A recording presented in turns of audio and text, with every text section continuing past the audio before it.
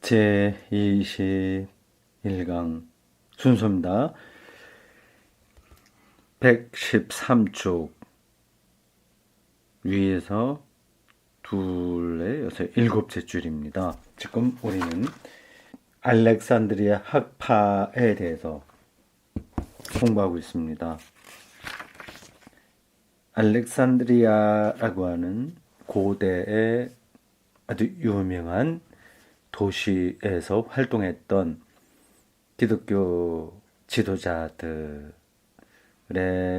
모임, 그걸 가리켜서 알렉산드리아 학파라고 합니다.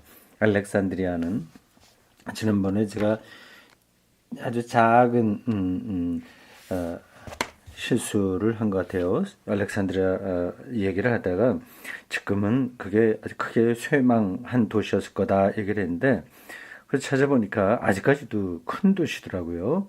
알렉산드리아 한 400만 이상이 사는 것 같습니다.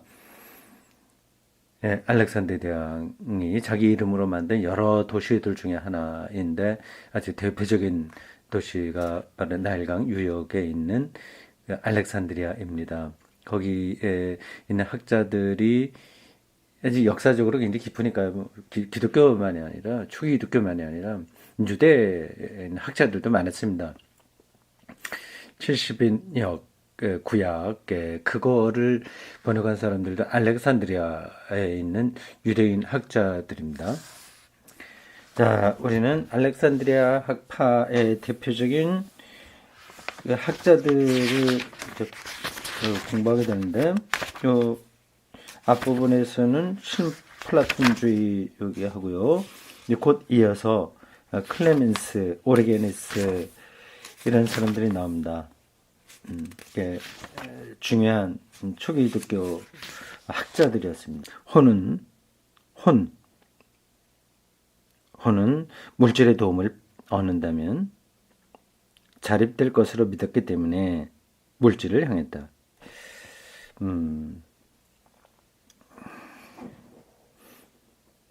이렇게 되어서 혼은 본래 향하고 있었던 그 근거로부터 떠났고 누수로부터 떠났다.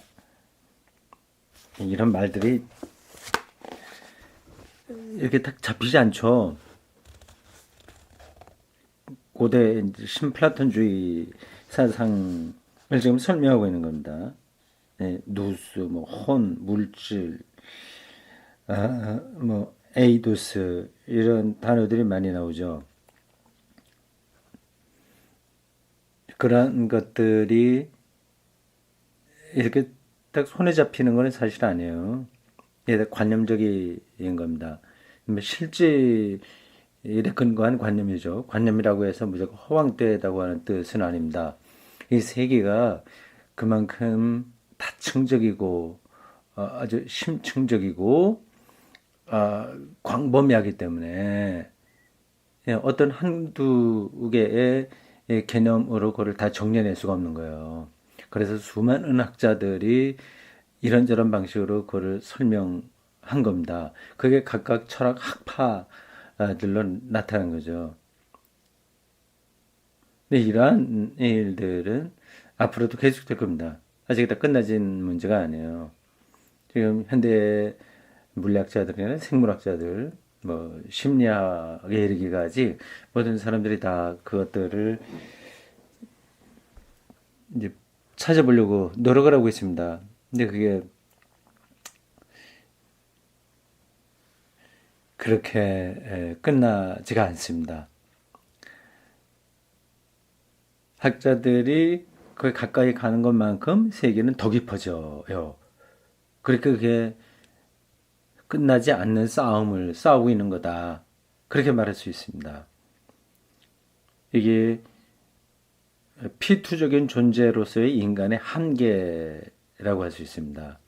이 세계에 던져져서요. 시간과 공간의 구조 속에서 우리가 살아가고 있습니다.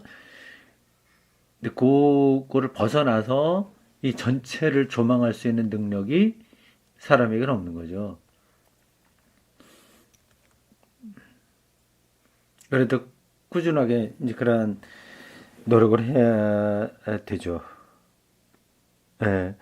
그래서 이러한 글들 읽을 때 두 가지를 염두에 둬야 됩니다. 하나는 이러한 주장들이 완벽한 건 하나도 없다고 하는 점이고요. 다른 하나는 그럼에도 불구하고 우리는 계속 그러한 노력을 해야 된다고 하는 겁니다.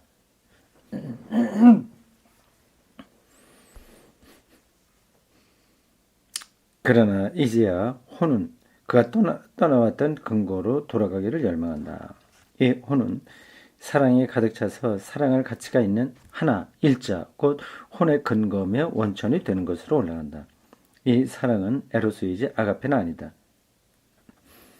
혼이 그가 동경하는 목표를 직관할 때 혼은 그것과 하나가 되고 또 신처럼 된다. 그러나 이 목표에 이르는 길은 쉽지 않다. 그 첫 단계는 덕의 훈련을 통해서다. 그러나 덕은 목표 그 자체는 아니다. 둘째 단계는 금욕에 의한 순화, 곧 카타르시스다. 그러나 신과 하나가 된다는 것은 도덕에 의해서나 금욕에 의해서 도달되지 않는다. 신과의 합일은 단지 은총에 의해서만, 다시 말해서 초월적인 하나의 신적인 힘이 황홀경에서 정신을 붙잡았을 때만 비로소 도달될 수 있다. 여기서 정신은 영이라고 하는 말과 같습니다. 신과의 합일은 아주 드물게 일어난다. 강제적일 수 없는 황홀경의 절정에서만 일어난다. 이 엑스타시 절정, 황홀경의 엑스타시의 절정에서 플로티누스가 말한 대로 이건 신플라톤 철학자의 대표자입니다. 플로티누스가 말한 대로 하나는 하나로, 다시 말해서 개체적인 하나인 우리가 그 숫자를 초월한 궁극적인 하나로 비상하는 사건이 일어난다. 굉장히 관념적인 그런 설명이에요. 이러한 공부가 우리 하나님을 이해하는 데 도움이 되는 겁니다. 하나님을 이렇게 일자, 이런 방식으로 설명했던 철학의 근거에서 잘 해명할 수 있는 거죠.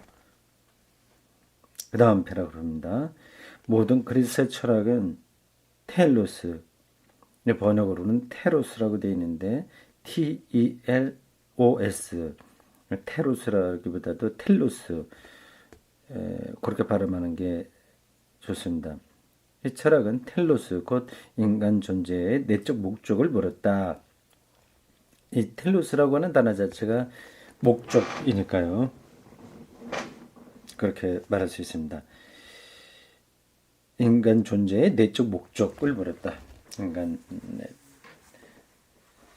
왜 존재하냐, 그런 질문이었다고 하는 거죠. 플라톤은 이 문제에 관해서 다음과 같이 대답했다.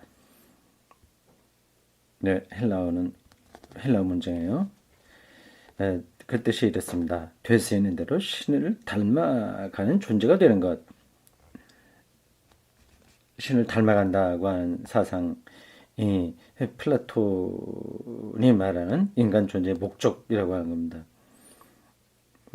신학적으로도 크게 틀린 건 아닙니다. 우리가 신이 되는 건 아니지만 하나님처럼 완전하라, 그런 예수님의 말씀도 있고요. 구원에 가까이 간다고 하는 것이 바로 이러한 뜻이라고도 할 수 있습니다. 그리고 혼의 영원한 하나에 참여는, 전체 하나로 된다고 하는 것에 참여하는 것은 여러 미래 종교의 목표이기도 했다. 알렉산드리아적인 사고의 도식은 원환적인 것이었다. 원환? 순환적인 것이었다. 그 보면 되겠군요. 순환적이라고 하는 말을 많이 쓰는데 원환적이라고 하는 단어를 여기서 번역자가 썼군요. 그건 바꾸는 게 나았습니다. 순환적이다 하는 거예요. 그 설명이 다음에 나옵니다. 근원적인 하나로부터 계층적 질서에 따라 먼저 누수가 출현하고, 누수, 이건 이성이라고 하는 뜻이에요. 그 다음으로 혼이 유출한다. 혼은 이 양이성으로 하여 물체의 세계, 곧 비존재의 세계로 전락한다. 혼은 이렇게 떨어진 상태로부터 그것이 떨어져 내려온 단계를 밟아 다시 거슬러 올라와서 최고자에게로 고행된다. 하나님으로부터 점점점 내려와서 물질의 단계까지 왔다가 다시 한번 올라와서 신과 하나 된다고 하는 겁니다. 혼은 황홀경에서 이 최고자와 다시 결합한다. 우리는 이러한 체계를 마음에 간직해야 할 것이다. 그렇지 않으면 우리는 기독교, 그리스도교와 신비주의와의 관계를, 그리고 신비주의는 고사하고라도 그리스도와 그리스도 철학과의 관계를, 그리스도가 아니라 그리스도교라고 해야 되겠죠. 그리스도와 그리스도 철학은 비교가 되지 않으니까요. 그리스도교와 그리스도 철학과의 관계를 이해할 수 없을 것이기 때문이다.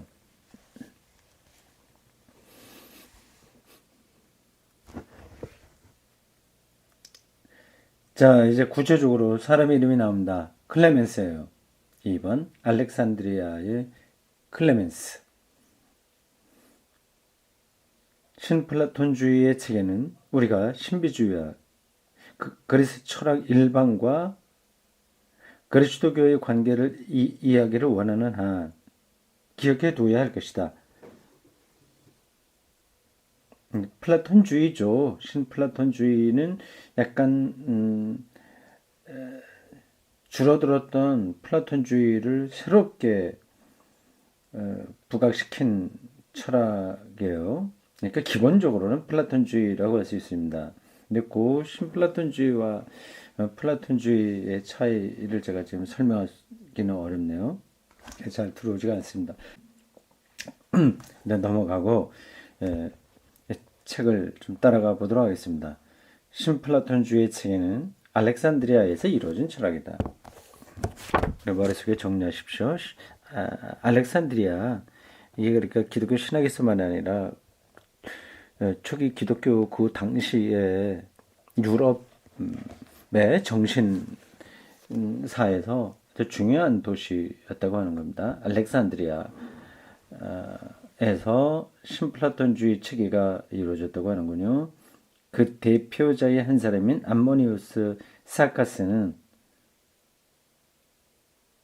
플로티누스의 스승인 동시에 위대한 그리스도교 신학자 오리게네스의 스승이기도 했다. 그렇군요. 제가 몰랐던 이야기 여기서 다시 들었습니다. 사카스, 암모니우스 사카스는 플로티누스의 스승이자 동시에 기독교 신학자인 오리게네스의 스승이었다고 합니다. 오리게네스는 기억해 두십시오.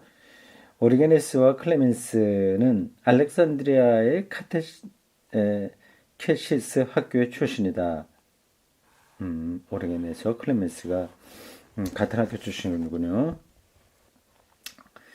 학교라고 해서 지금과 같은 체계의 학교를 생각할 수는 없죠. 어떤 건지 잘 모르겠습니다. 학교라. 어쨌든 거기서 스승 밑에서 배운 건 분명한 것 같습니다. 이 학교는 일종의 신학교였는데 이런 종류의 학교 가운데서는 맨 처음에 생긴 가장 유명한 학교였다.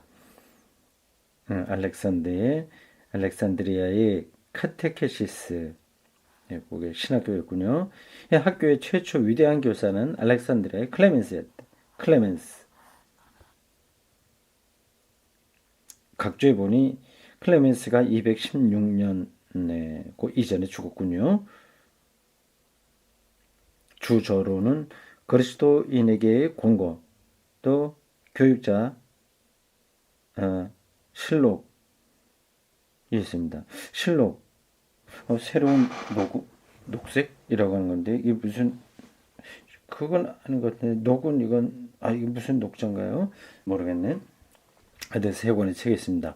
그는 로고스론을 변증가들보다 더욱 철저하게 발전시켰다.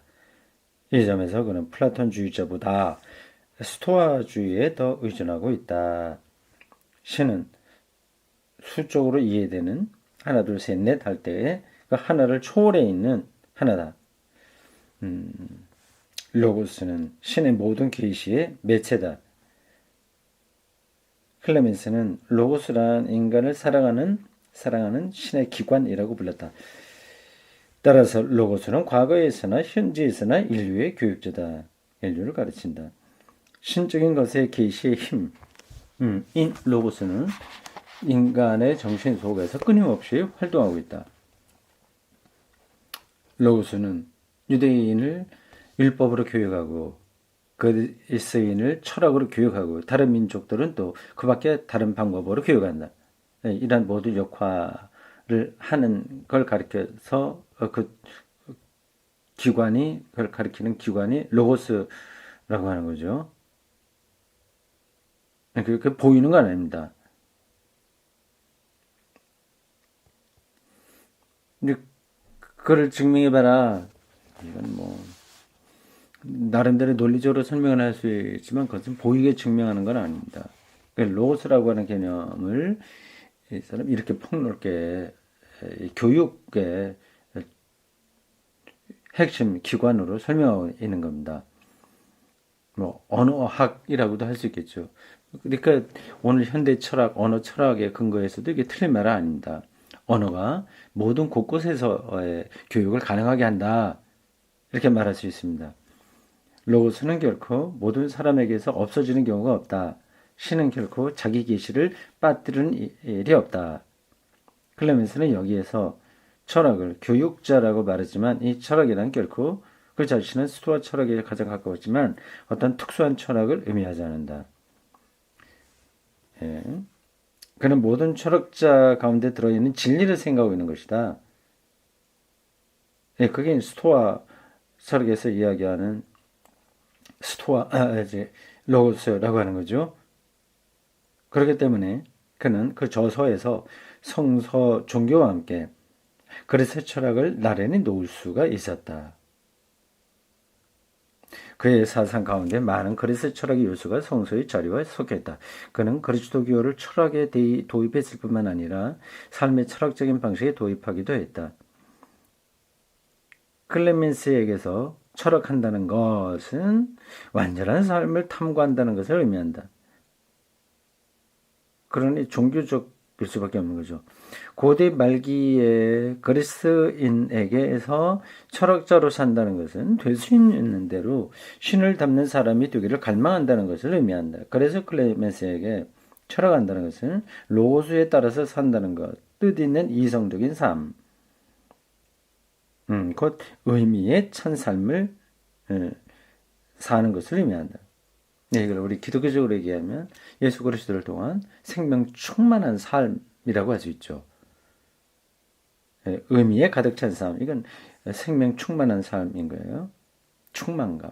성령을 통해서 충만한 삶을 살아가는 겁니다. 그런 것들이 이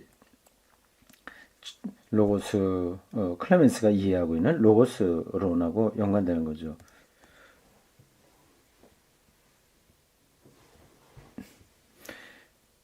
그리스도인은 이러한 삶을 먼저 피스티스로 시작한다.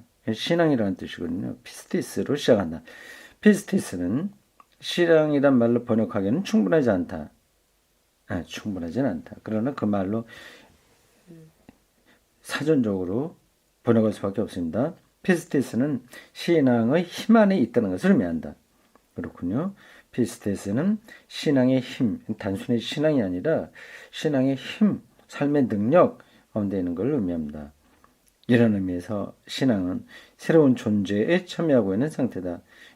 폴 틀리의 특징적인 표현입니다. 존재예요. new being에 참여하고 있는 상태다. 그게 삶의 능력이 되니까요. 여기에는 참회, 금욕, 인내, 희망 따위가 포함되어 있다. 그리스도교에서 신앙은 그 후에 모든 발전의 전제가 되었다. 신앙이 단순히 믿습니다 하는 게 아니라 거기에 다 포함되어 있는 거예요. 참회, 금욕, 인내, 희망 등등이 다 포함돼서 삶을 능력 있게 살게 한 거죠. 이 점에서 클레멘스는 그리스 철학자와 분리된다. 어떻게 구분될까요? 클레멘스에게서 로고스를 따라 산다는 것은 신앙이라고 하는 점에서 구분되는 거죠. 신앙과 사랑의 영역에 참여하는 것을 의미한다. 이것은 그리스도 교회의 영에 참여하는 것이 된다. 삶의 내용들은 비슷하게 나타나는 거예요. 그 그리스 철학의 로고스에 근거한 거하고 그리스도교에서 나타나는 게 비슷합니다. 그러나 차이라고 한다면 기독교 신앙에서는 믿음인 거죠. 그리스도를 믿음으로 그러한 의미 충만한 삶을 사는 거죠. 근데 그리스 철학에서는 그리스도는 빠지죠. 그 로고스 자체의 힘에 의지하는 거죠. 알렉산드리아 신학자들은 독립적인 철학자들이 아니고 그리스도교 교회의 교인들이었다. 이런 입장에서 그들은 모든 지식의 전제가 된 신앙의 힘에 참여했다. 중요한 표현입니다. 모든 지식의 전제가 되는 신앙의 힘에 참여했다. 왜냐하면 피스티스는 전제에 지나지 않으며 그것은 단순히 동의와 복종으로 이해되는 것으로 그것만으로는 불충분하다고 생각하기 때문이다. 그 믿음이라고 하는 말만으로는 충분하지 않은 거죠. 신앙은 그 자신을 넘어서 그노시스, 곧 인식을 지향해 간다. 인식이 없으면 능력도 없는 거죠. 그리스도인들은 완전한 영지를 가진 자다. 영지, 영적인 지식이라고 하는 뜻입니다. 그게 그노시스예요. 그 때문에 그리스도인들은 철저히 영지주의자를 거부하는 것이다. 이게 서로 말이 틀리는 것 같죠. 그리스도인은 완전한 영지를 가진 자다. 그렇기 때문에 그리스도인들은 철저히 영지주의자를 거부한다고 하는 겁니다. 이, 영적인 지식에만 머무는 게 아니라 믿음이 그 안에 토대하고 있기 때문에 그렇습니다. 그래서 영지적인 깊이와 그런 경향이 있을 때 영지주의자들하고 달리 그리스도와의 일치, 그리스도를 향한 믿음, 그런 점에서 구별되는 거죠. 그노시스란 신앙의 내용을 인식적으로, 학문적으로 설명하는 인식적 신앙을 말한다. 여기에서 학문적이라고 한 것은 그리스도교 신앙의 전통에 방법론적으로 적합하다는 것을 말한다. 그리스도인은 모두 그노시스에 도생했다. 영적인 지식이에요. 영지주의자는 아닌데 영적인 지식을 향해서 가고 있습니다. 왜냐하면 신앙이란 모두 그 안에 인식적인 요소를 포함하고 있기 때문이다.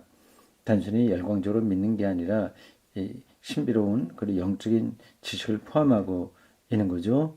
그러나 이 목표에 도달한 사람은 극히 적다. 이게 문제죠. 극히 적다. 이 극히 적은 거를 목표로 해서 기독교 신앙이 갈 수 있을까 하는 겁니다. 보통 이제 이런 것들은 저도 느끼는 그리고 당면하고 있는 딜레마예요.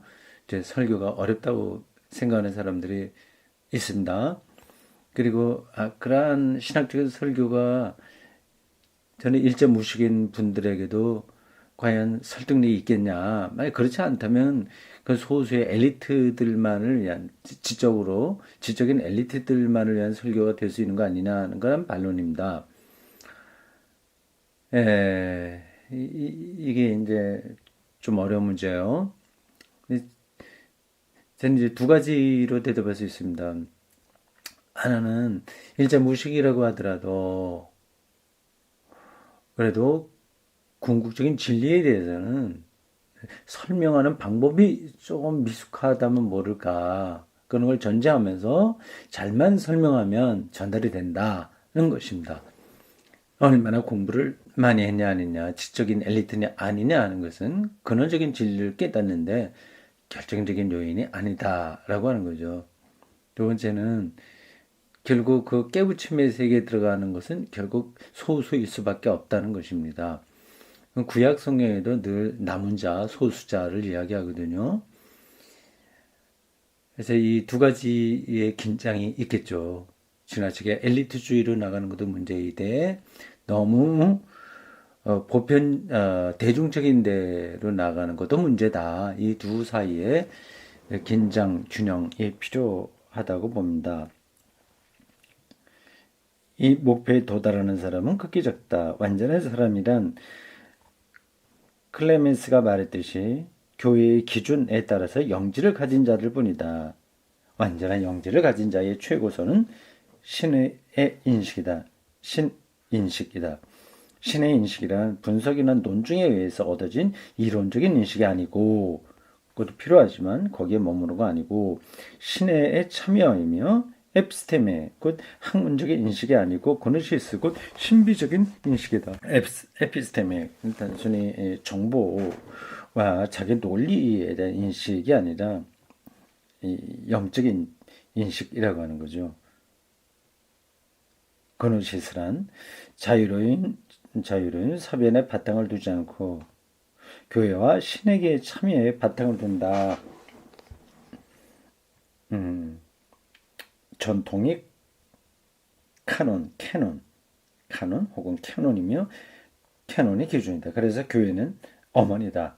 그렇기 때문에 교회 없이는 그노시스를 얻을 수 없다. 이런 논리를 클레멘스가 펴고 있는 겁니다. 그러니까 교회가 우리 영지를 얻는데 결정적인 토대인 거죠. 이렇게 저렇게 뭐 많은 것들을 안다고 해서 영지에 도달하는 건 아니고요. 그렇게 되는 것은 에피스템의 그냥 일반 학문적인 인식인 거죠. 근데 아주 근원적인 영적인 지혜 인식, 그것은 교회를 통해서 가능하다고 하는 겁니다.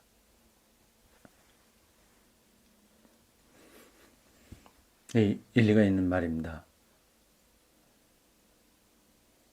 교회는 아주 고유한 방식으로 하나님의 계시를 담지하고 있는 공동체이기 때문에 그렇습니다.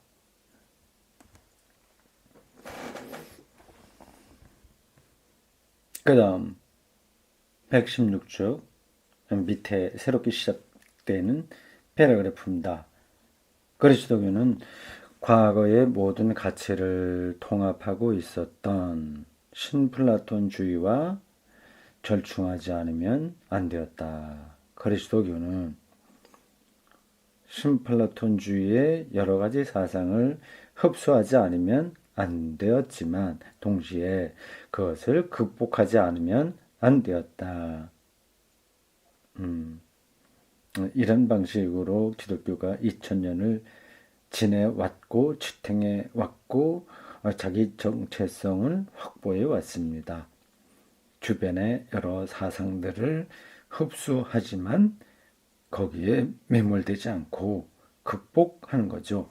그리스도교는 이 과제를 알렉산드리아의 카테케시스 학교에서 수행했는데 클레멘스는 이 학교의 교장이었다. 참 큰 역할을 한 사람이죠. 이제 중요한 기독교 신학의 토대를 잡은 사람입니다. 네, 이러한 입장이 계속 남아있죠. 방금 말씀드린 대로 주변 사상을 흡수하면서 그것을 극복하는 겁니다. 이 학교에서 그리스도교 사상과 그리스 철학은 큰 규모의 통합을 실현했다. 그래서 클레멘스는 신학을 가장 바른 철학이다 이렇게 말했습니다. 신학과 철학의 관계가 아주 밀접하게 된 거죠. 초기 기독교의 이 흐름이 여기서부터 시작되었다고 하는 것은 오늘날에도 우리 기독교가 어떤 방향으로 나가야 되느냐 하는 점에서 시사하는 바가 큽니다. 그런데 오늘 한국 교회를 보면 좀 거꾸로 나가죠. 어떤 사상, 현대 사상, 또 물리학, 우주 물리학, 생물학, 사회학 이런 것에 대해서 거의 무관심하죠. 이 통합은 그리스도교를 최고의 문화적 교양으로까지 드높이게 되었다. 참 그 당시는 놀라웠습니다. 오늘날은 오히려 안티기독교 쪽으로 현상이 한국 사회에서 일어나고 있습니다. 기독교인이 된다고 하는 것은 이 세계와 완전히 분열적인 사고 패턴에 빠지는 걸로 간주되는 거죠. 이 사실은 신플라톤주의자 포르피리우스조차 인정하고 있었다. 포르피리우스라고 하는 신플라톤주의 철학자입니다. 기독교는 아니고요. 클레멘스에 의한 그 철학과 기독교 사상과의 통합을 높이 평가한 신플라톤주의 철학자입니다. 그러나 오레겐에서는 교양 없는 생각과 비합리적인 생각에 사로잡혀 있었다고 탄식했다. 왜냐하면 그리스도교에 참여한다는 것은 이 신플라톤주의자에게는 이해될 수 없었기 때문이다.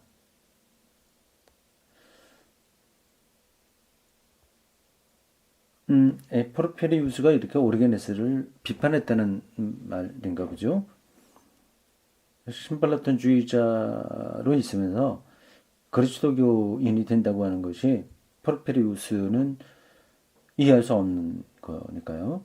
그렇지만 그는 오리게네스의 업적을 인정했다. 오리게네스의 업적 생각하십시오. 철학과 신학의 통합입니다. 그 생각에 따르면 그것은 오리게네스가 성서의 기묘한 신화를 그리스 사상에 의해 해석함으로써 헬레니즘화 했기 때문이다.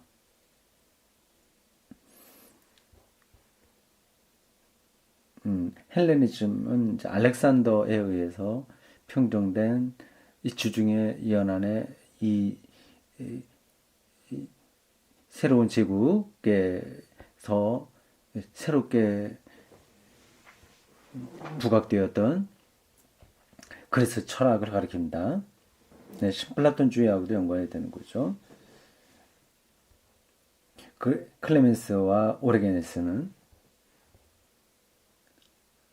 그리스 철학자인 동시에 신앙이 깊고 순종심이 강한 그리스도교 교회의 종이었다.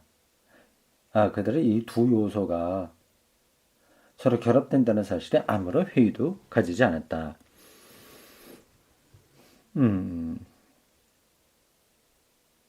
이런 전통에서 기독교가 시작됐습니다. 이렇게 지금까지 내려오기도 합니다. 저도 이런 것에 상당 부분 동의합니다.